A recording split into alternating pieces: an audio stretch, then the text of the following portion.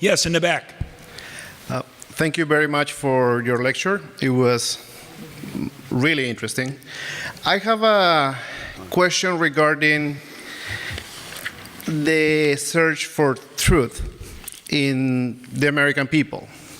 For example, many Canadians refuse to acknowledge the role of Canadian corporations in the destruction of many parts of Central and South America. They are not aware that a lot of their pension funds are dependent upon the killings of peasants in Peru, Bolivia, etc.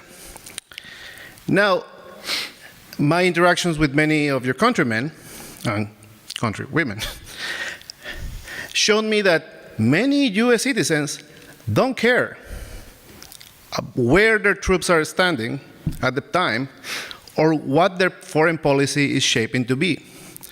So how can they change a situation that they are not even willing to investigate or acknowledge its existence? Thank you.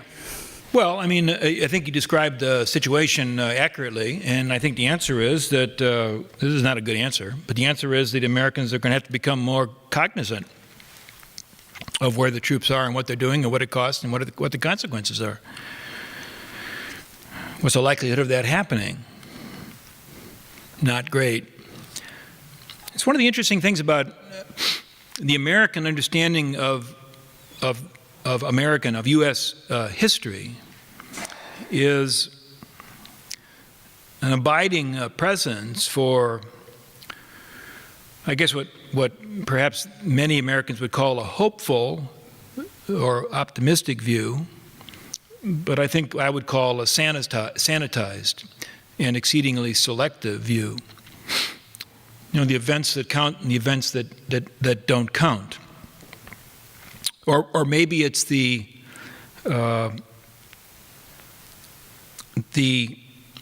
determination to reduce the significance of something the farther it diminishes in the past. I think here the Vietnam War would be a good example. Vietnam War produced sharp divisions in my country, considerable flow of new citizens to Canada. And at the time, back in the 60s and 1970s, the Vietnam War seemed to be an event of such consequence, and in the eyes of many, a mistake of such magnitude, that it would never happen again. It's one under the sort of the phrase Vietnam syndrome. Vietnam syndrome was the notion that we're not going to do that kind of stupid stuff anymore. Vietnam syndrome probably lasts for less than a decade. By the time Ronald Reagan becomes president in 1981, there's an enthusiasm for military buildup, beginning under Reagan, but more especially under George Herbert Walker Bush, Bill Clinton, and of course W. Bush. Any sense of self-restraint with regard to the use of force falls away. What did we learn from Vietnam? What did my country learn from Vietnam? I hate to say it, it sounds very cynical, but I think the biggest thing we learned is that it's easier to engage in a series of endless wars if you rely on professional soldiers rather than conscripts.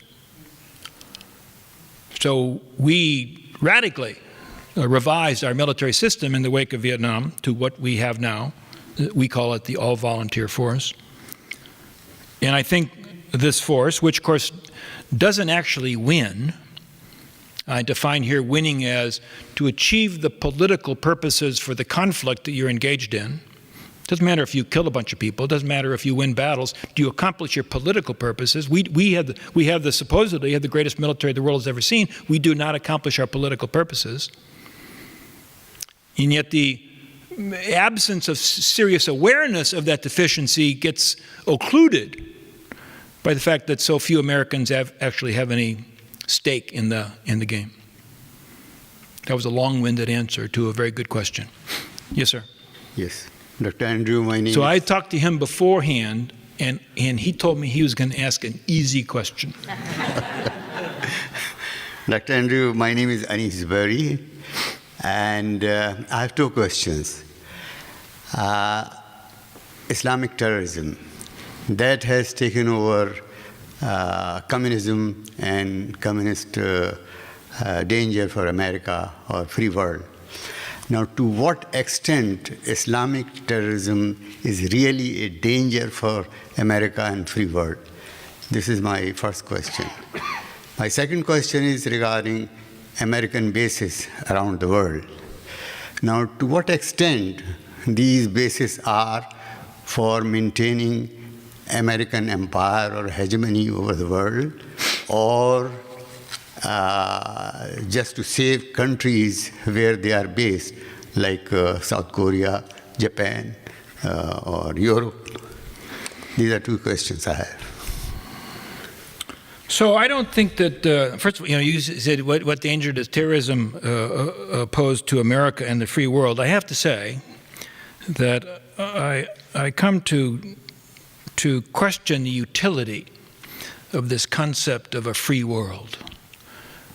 It kind of, sort of, had some value and legitimacy during the Cold War, particularly if we referred to the free world as the United States, Canada, and Western Europe.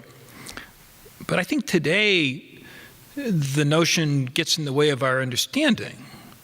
Still, in American newspapers, you'll see frequent allusions to the United States as the leader of the free world.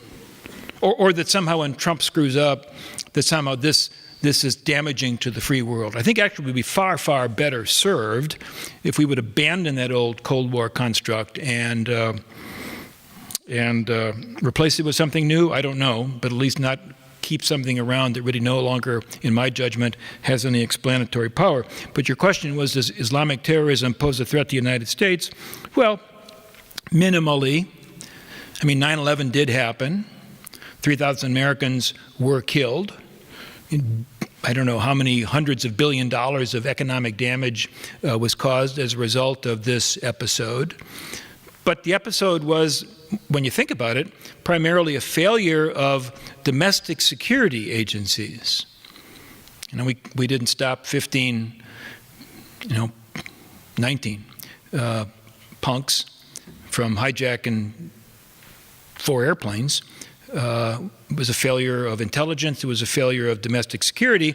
I think that the proper American response to Islamic terrorism is to bolster domestic security operations, as indeed we've done. That's why I can't cross the border with my ID card, and I have to have a passport to go to Canada, not like the old days. As to whether or not Islamic terrorists, so-called, in Afghanistan, or Yemen, or Libya, or Western Africa pose a threat to the United States, I would say emphatically no. Does that mean that the United States should simply say, well, that's their problem, that's not our problem? Nope. Seems to me that there is a need to try to assist states that are threatened by terrorism to come up with an effective response. But the basic problem is their problem, not our problem. So the second question basically was, what are the purposes that all these U.S. bases around the world serve? I think there's no simple answer. There are bases where I think you can make an argument that they serve a useful purpose. I read in the paper the other day that the visit from the president of Poland, who's pressing Trump to create a permanent U.S. base in Poland. We already have U.S. forces in Poland and U.S. forces in the Baltic republics. I think that the current poisoned relations between the United States and Russia can, at least in some measure, be attributed to misguided U.S. policies after the Cold War, namely the expansion of Nato eastward. But that said, that's water over the dam. All that's happened. We have a poisonous relationship with Russia, and probably there is some need to maintain the U.S. presence in Western Europe to reassure our longtime allies. So you might say the bases serve some purpose. I'm absolutely not persuaded that they serve any kind of a useful purpose in other parts of the world, like the greater Middle East. I think that those bases tend to produce blowback and cost a lot of money without producing much in the way of positive outcomes. Yes, sir. Yes, my name is Henry Evans Tenbrink. I too am a veteran of the Cold War era. I served in West Germany with some of your troops as well. My question is, there's a growing perception in Canada, I know, and I'm sure around the world, that NATO is nothing more than an extension of American foreign policy, and there's a growing feeling in Canada that we should be pulling out of NATO. And I'm just wondering, do you think that NATO is still a viable organization?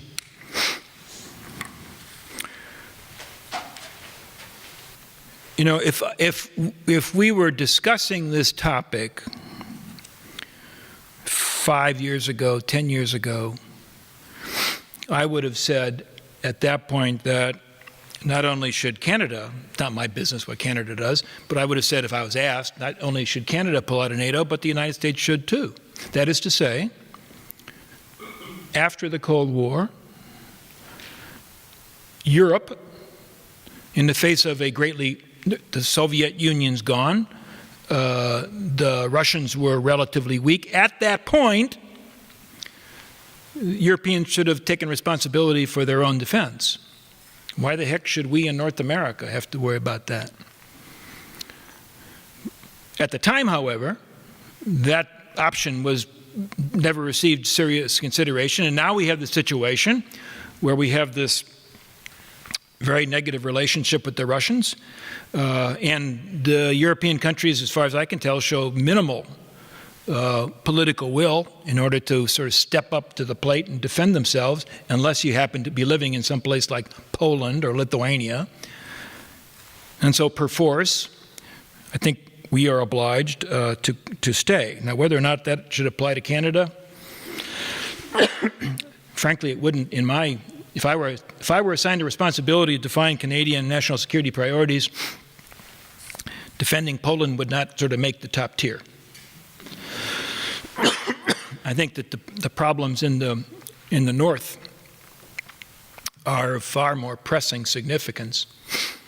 And if there's a military response to that, it probably is in the realm of maritime resources that, again, I'm not a Canadian, so I really don't get an opinion, but if I were a Canadian, I'd be rooting for a bigger Royal Canadian Navy rather than sending a tank battalion or something like that to Poland.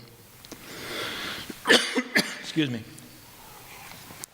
I get this frog in my throat at the worst times. Yes. Thank you. My name is Alvar. I'm a doctoral student of history in this institute. I was just wondering if Donald Trump has abdicated his responsibilities as commander-in-chief, as you said.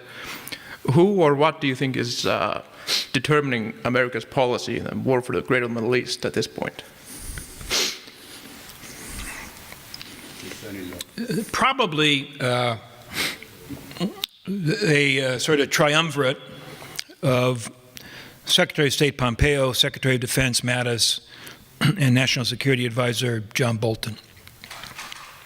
I have no idea what the relationship between those three people is, and sort of who seems to be the most influential voice. There was a time, this is just going by press reports, there was a time in which it was said that Trump deferred to Mattis. We know he did. You know, he deferred to Mattis on things like the resumption of torture, another Trump promise that is unfulfilled and will remain unfulfilled. So there was a time that it seemed that Mattis, it was Mattis that kept us in Syria, I think.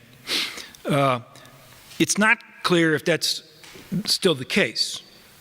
Again, it's not like I have inside sources of information. All I know is what's in the New York Times. And there have been press reports of late that Mattis is, wearing out his welcome. Does that mean he's going to get fired? It seems like after our elections in November, it seems like there may be some interesting changes in the leadership at the top level of the administration. But what it is now, I don't know, but I think those three people probably have the greatest amount of influence on policies in the Middle East, except when it comes to Israel, where I think an entirely different dynamic comes into play. Yes, sir, in the back. Thank you for your interesting presentation. I'm a dual citizen, American-Canadian. I got involved in crossing the border here into Canada during the Vietnam War era. There are now about 800,000 Americans who live in Canada. How many Canadians are in the United States? They all seem to, they're all dominating the network news and all that kind of stuff. Canadians come over and you're stealing our jobs. I'm sorry, I'm just joking. 10 years ago, Americans were not fascinated by Canada, other than they thought it was a place that draft dodgers hid.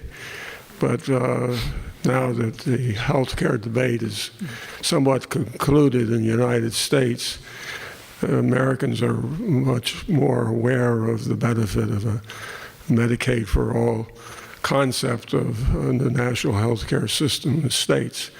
I'm wondering what your advice to Americans abroad. There are actually somewhere in the range of about 7 to 8 million of us who live in various countries. We promote through Democrats Abroad. I'm a member of the Democratic National Committee. I have a vote on the executive from Democrats Abroad. We're recognized by the party. We have an important election coming up, and I wonder what your advice would be to U.S. citizens, apart from the theoretical. I mean, we got Donald Trump, and we can't he's there, and we have to shape the history and vote as we can from abroad. And we urge people who are American citizens to go to vote from abroad, register, and take part in these midterm elections. And I wonder what your sense is a message to the voter in this contemporary time. Vote. I mean, that's it, right? I mean, exercise your responsibility, obligations as a citizen. Yeah, is it going to do any good? I don't know. Is it going to do any good when I vote in our congressional elections? What is it, 6 weeks from now? I don't know, but that's what we're called upon to do.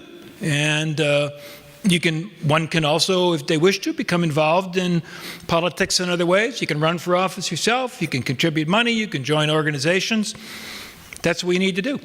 If you believe in democracy, I believe in democracy. If you believe in democracy, if we do this thing with sufficient attention to this obligation, then one would hope that the outcome would reflect a sort of a realistic and enlightened understanding of the circumstances. Now, again, one of the points of my talk is that when you say, how could 60-some million people vote for Trump? I think the answer is because 60-some million people, not to mention the many tens of millions who didn't even bother to vote, looked at what America had become by 2016 and said, we're not happy. We don't like this. And so it was this great protest vote. I don't like the outcome, but I do think that the people who voted for Trump had some legitimate gripes. But yeah. Vote, participate. I would urge you to go to vote from abroad, register for your absentee ballot. Thank you. That's what you call a political message. Yes, sir. My name is Binoy Prasad, a former instructor at Peace Studies. On a day like this, we remember Bertrand Russell and Gandhi. And both of them basically said that about technology, it is good as long as it serves you, but it's not good when it masters you, makes you slave. As a soldier statesman, I have this question for you. When you sit back and reflect, what do you think? Has the technology gone way too far with the digital and this smartphone and all that? Is this enslaving us, or has this taken us forward? And what's the trajectory? I don't think there's a simple answer to that question. I don't have a smartphone, and I think they're the work of the devil myself. I'm not on Facebook. I don't do Twitter. But let's face it, that's a minority view. And I do appreciate the fact that, friends and relatives who are constantly looking at their there's value. My wife and I were out walking today. I can't remember what was the question you asked. Something we encountered walking around, and we didn't. If we'd had a smartphone, we could have answered it in 2 seconds. As it is, because I'm getting older, by the time we got back to the hotel room and I could have gone on my laptop, I forgot what the question was. So we never got the answer. But I don't think there's a simple. There's a great challenge to use this technology wisely. I think that to the extent that considerations of profit drive, in part, the development of technology, but more than that, drive the marketing of the technology, that this is going to make your life better, easier. I think that's where we tend to go astray.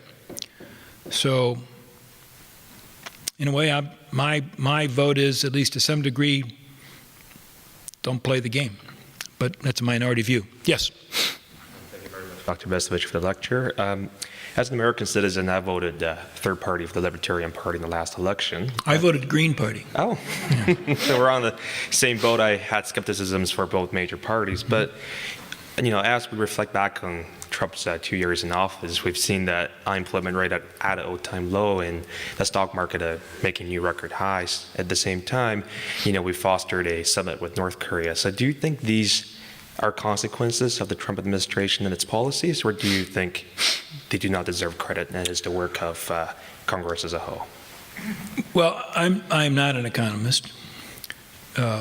My general sense, however, is that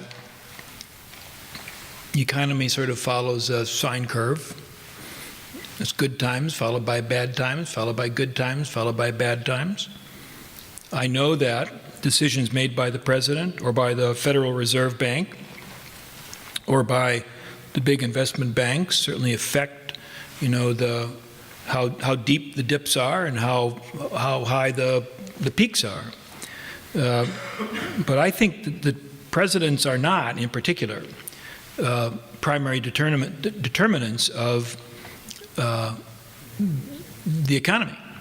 I think, frankly, that Trump lucked out. When President Obama took office, the unemployment rate was heading for 10%.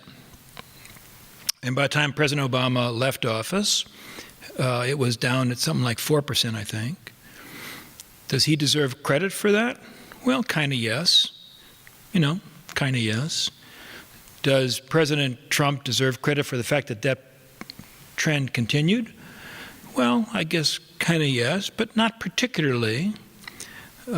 So I tend to think that politicians don't deserve the credit that they claim when times are good, but also that the presidents don't necessarily deserve all the blame when times go bad. Did President George W. Bush cause the Great Recession? I don't think so. Was he blamed for it? Big time. So I tend to not credit presidents with playing quite a decisive role in the economy. Yes, sir, in the back. Thank you. Very good speech. Learned a lot. My name's Rod Pilon. My daughter goes here. Question, starting I guess maybe with JFK or even Ronald Reagan with the onslaught of celebrity. Do you think that was a big role in getting Donald Trump elected, being on TV? I mean, Jesse the Body Ventura is now a senator. I mean, is this something that the U.S. He's not a senator. Is he a senator or governor? Well, he was a governor. Governor of. So was Arnold Schwarzenegger. Or Arnold Schwarzenegger. Do you think this will continue as far as how well Donald Trump did with his celebrity, and who's going to be next, Oprah or Ellen? Yeah, I think it probably will. I mean, what do I know? But I mean, I think it probably will. There is this fascination with celebrity in the land, generally speaking. There is politicians want to exploit celebrities, court them. The reflected glory of the celebrity can benefit the politician when he's running for office. If you go up to a movie star enough times and say, "So, what do you think we should do about Afghanistan?" Pretty soon, the movie star is going to start thinking, "Yeah, I really might have something to offer." When the roles start to run out, maybe I'll go ahead and run for the Senate. So there is this kind of unhealthy relationship between politicians and celebrities that I'm guessing, don't know, that both major parties find beneficial, and that therefore it will continue. I don't know, I'm not sure where I would say that tendency began. It could have been Kennedy in 1960. His campaign clearly worked hard at courting. Frank Sinatra would be an excellent example of trying to court these, of trying to, to make the glamour of Hollywood part of the glamour of Kennedy and of the whole Camelot, shtick. And I certainly haven't studied this, but my guess is that politicians looked at what Kennedy had done and said, "Yeah, we can make use of that." So who's your next guest? Sir, you're the next guest. But to help you out, Do some stand-up comedy for us or something. well, before I ask my question, in reply to this gentleman's thing, some comedy is that we appoint hockey players to our appointed Senate. Red Kelly, Frank Mahovlich, and the President Governor General of Canada is an ex-astronaut. But am I? Correct me if I'm wrong, but I thought the Senate tended to be sort of an honorific appointment. In other words, they don't wield power in the way that the U.S. Senate does. Is that true or false? You're correct in that way. But they still have a role in governing. Okay. So my question is about another large hegemonic nation, China. And until the arrival of Bolton, I seem to learn nothing about what the present administration, both executive and congressional, has as its approach to the hegemony of China. Certainly the Indians are very concerned. What's your view on? I think that's the big geopolitical fact of the 21st century. I made reference to sort of the bad ideas that we embraced when the Cold War ended. And one of the bad ideas was that with the end of the Cold War, we, the United States, were the world's only superpower, that we were the indispensable nation, that our model of liberal democratic capitalism was destined to spread around the world, and that's just the way it was going to be, because history, we thought, some thought, had rendered a verdict. All that was total hogwash, and what has occurred is, the rise of China is just so astonishing, and I suppose I'm not a China expert, but some people say, well, there's a lot of rot on the inside, a lot of corruption, party's not going to be able to hold things together, and therefore there are scenarios that one can imagine that would see a halt to that rise, or a pause in that rise, some great internal disruption, That's what somebody's crystal ball might say. I don't personally see that. I think these people are really shrewd and ruthless, and they have a plan. In the circles where I, talk to people, we're always kind of wringing our hands that the United States doesn't have a grand strategy. I'm not sure I believe in grand strategy anymore, but we ought to have a grand strategy. We need somebody like George Kennan to tell us what to do. The Chinese have a grand strategy, and they seem to be pursuing it with remarkable single-mindedness, and they are putting their money where their mouth is. And I don't know where that leads, but we are not living and will not live in a world where there's just one superpower. They're building a lot of nuclear submarines and nuclear aircraft carriers. Well, not a lot. I think you don't need a lot. Two. They got two. But nonetheless, there's a significant military buildup. On the other hand, you might say, if I were the king and I wanted to build a great military power for the 21st century, would I build aircraft carriers? These great, big, lumbering things that carry actually at most a few dozen airplanes that have to be escorted everywhere by a whole bunch of other ships and submarines? Or would I say, no, in the 21st century, military power is going to take different forms. So then I might say, you know what I'll do? I'll build 2 aircraft carriers and make the Americans think that I'm engaged in a competition with the Americans for naval supremacy. So they're going to build more aircraft carriers.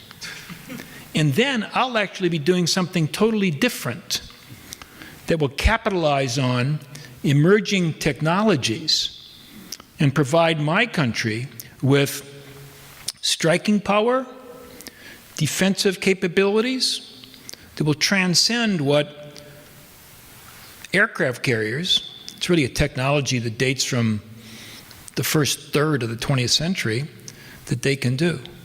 I don't purport to know how the Chinese think, but I'm just trying to say I don't get nervous when the Chinese build a couple of aircraft carriers. I think the concerns we should have with them are of a different magnitude. And quite frankly, the concerns may be less to do with hard power, so-called hard power, than with the use of economic levers to expand Chinese influence, because their ambitions in that regard are extraordinary. Whether we're talking in sub-Saharan Africa, we're talking them in South Asia.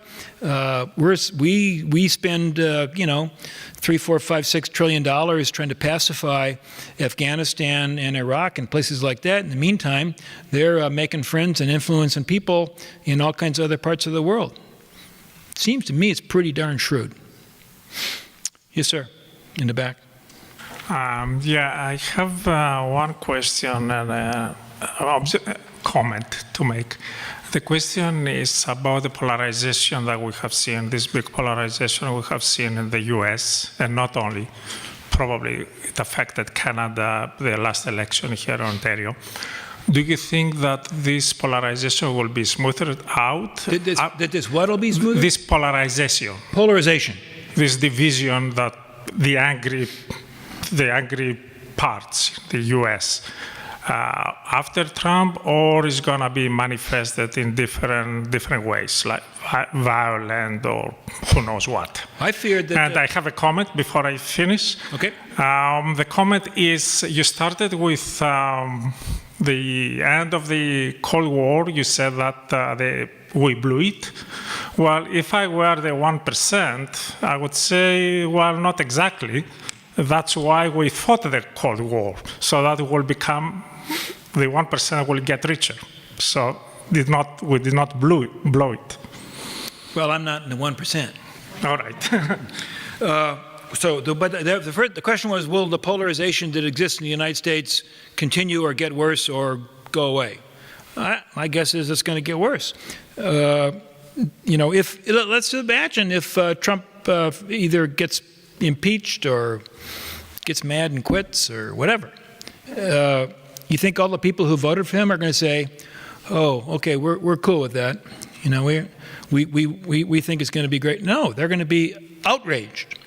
In my judgment, it is a fact that important journalistic institutions in my country have totally abandoned any pretense of even-handedness.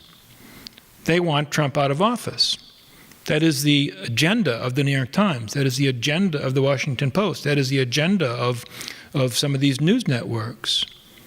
I want him out of office. But,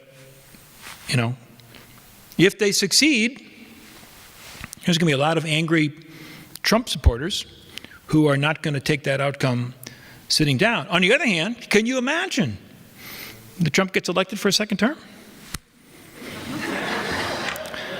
So, I think that polarization is likely to continue, and that's why one of the points I was trying to make in my talk is that there's this enormous need, and presidents can't solve this problem, members of Congress, there's this enormous need to come to some understanding of what should be the prevailing definition of the common good in the United States of America. In my judgment, there is none. In my judgment, there was one in 1946, as I tried to suggest. It was flawed in many respects, but nonetheless, it did provide for the possibility of a consensus that would transcend parties, make it possible for people who called themselves liberals and people who call themselves conservatives to exist under the same tent. I don't think that exists today. And if you don't have a common understanding of the common good, it's pretty hard to have a nation that functions. And again, it's not up to the politicians to provide that, in my judgment. So it's a great civic responsibility that needs to be met. Yes, sir. Thank you for a very enlightening talk. You mentioned in passing climate change. I'm wondering if you're willing to take a bit of a run on that and tell us where you think we're at on that, how serious that problem is, and how you see that affecting the other elements that you were talking about tonight. I think it's the most important national security threat that we face, right alongside China. China or climate change. What's number one? What's number two? You can have a big argument, but they're both exceedingly important. My point in my talk was, as objectionable as the Trump administration's actions on that have been, let's face it. Obama's actions were commendable, but they weren't exactly decisive. And before Obama, there was virtually nothing. I'm a latecomer to this. It's not. When did his name is what? Dr. Hansen, who was one of the first people in the United States, at least, to sort of start banging the gong. 1989. And so we've been sort of wringing our hands about this for a long time. But are presidents at fault? I don't think so. Is it not the case? I'm not an expert on this. Is it not the case that I think you and we, Canadians and Americans, were we to make a serious response to the threat posed by climate change, we would have to change the way we live. Dramatically. Well, no, clap your hands if you want to. I don't know, I can't speak for Canadians. Yeah. Most of my countrymen do not want to change the way we live. We want to have 2 cars. We don't particularly want to use public transportation. My wife likes it a little bit warmer than I do. It gets ever so little warm in my house. I want to turn on the air conditioning. I want to be able tomorrow to go to Pearson Airport and get on an airplane and fly home. I don't want somebody telling me that all those activities are harmful to the environment, that I can't do those things anymore. So I'm part of the problem, and I think my attitudes in that regard are reflected by the great majority of my fellow citizens. And that's not the president's fault. That's the attitude we have evolved over a period of time about what it means to be an American, about what freedom entails. Freedom entails you can turn on the air conditioner anytime you want to. It's sad that that is the case, but that is the case. So there would be a requirement for a major change in our collective consciousness. And I don't see it in the cards. And that's why I don't think that, I think this problem of climate change is really going to bite us. Yes, sir. Thank you for your talk and your sober insights. My question is this. There seems to be a political and cultural zeitgeist heralded by Trump, Brexit, or even Duterte in the Philippines of the rise of alt-right or nationalism or strongman figures. Within this context, would you say that the old adage of vox populi, vox dei, the voice of the people is the voice of God, is that still true? And if that's the case, what does this mean in terms of trying to understand the American population? Well, first of all, I don't know that I know that other people like to lump all these things together. Duterte's rise, right wingers in Poland, Hungary, America, Brexit, and see that all is somehow kind of interconnected. I'm not sure that's true, or at least not true as much as people see. It's like the great wave of coming fascism. I don't really buy that. I think it makes more sense to see all these circumstances as distinctive. But then you got to the vox populi. Well, I didn't understand that sort of the kicker line in the question. Vox populi, vox dei, the voice of the people is the voice of God. Like in the sense of, if this is what the Americans wanted, then what does this mean as a reflection of the American culture? Well, again, I think Americans are deeply divided. More people voted for Hillary Clinton than voted for Trump. There was plenty of people would have been tickled pink. I myself didn't vote for her, because as far as I was concerned, she was a representative of a consensus that I found quite objectionable. She believed in global neoliberalism. She believes in, frankly, American global hegemony. She fully supports the abandonment of traditional moral norms, and, not to upset you, many of which I think actually deserve our respect. So that's 60-some million Americans. You got another 60-some million Americans who, as I said, for whatever reason, were sufficiently pissed off about the way that things were going that they voted for Trump, even though Trump has actually no capacity even to consider another alternative. And then you got the third group, which is actually the largest group. Those are all the Americans who said, I don't see any reason to vote. So that's sort of a big problem. I don't see any vox populi in there. I see a deeply divided country that I think you can make a case has lost confidence in American institutions, has lost confidence in the democratic process, and probably makes it that much more difficult for us to move forward and have additional elections that are going to provide a way out of here. I think God has a voice. I don't think God's voice has much to do with American elections at the present moment. Yes, sir. We haven't had a single woman ask a question, have we? Isn't that something? You notice that? Okay, there you go. Okay, what? He's up? Okay, here they come. Here they come. All right. This is an interesting thing. I give some number of talks, and males always stand up first. And there are times when you almost have to say, could we please have a question from a woman?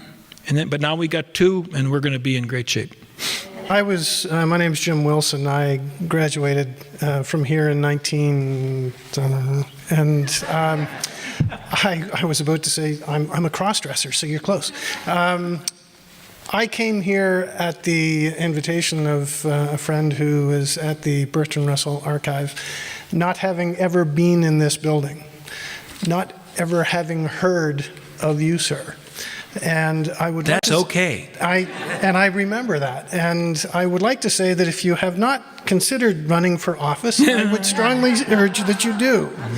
I would also like to say, as a member of this audience, and I think I would certainly speak on all of our behalves, that this has been thoroughly enjoyable. You have rekindled my interest in McMaster University, and I greatly appreciate your comments this evening. So thank you. Thanks very much.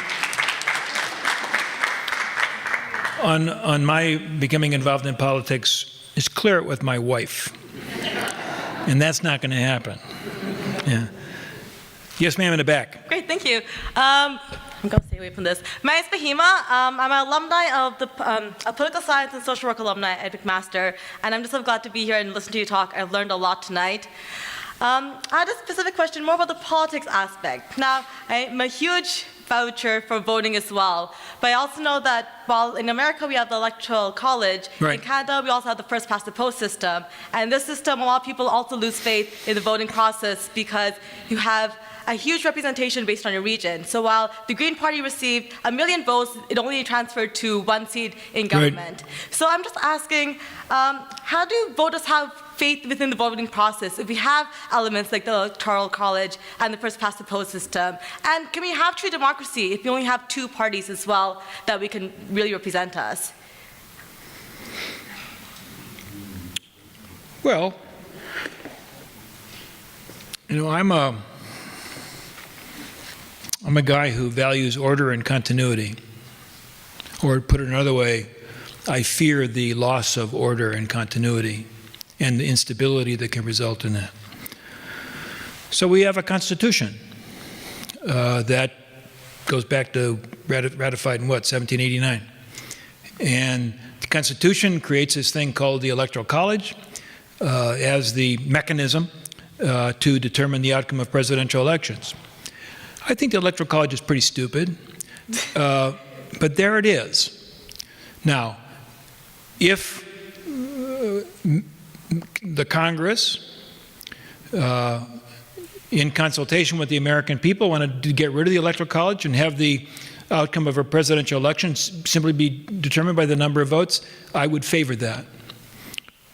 But until that happens, then to my mind, people, you didn't say this, but for people to say, oh yeah, Hillary Clinton got more votes, so what? It's like saying that, what's the team here, the Hamilton Tiger Cats? It's like saying that the Tiger Cats got more first downs. Well, so what? That's not what determines the outcome of a football game. It's who gets the most points on the scoreboard.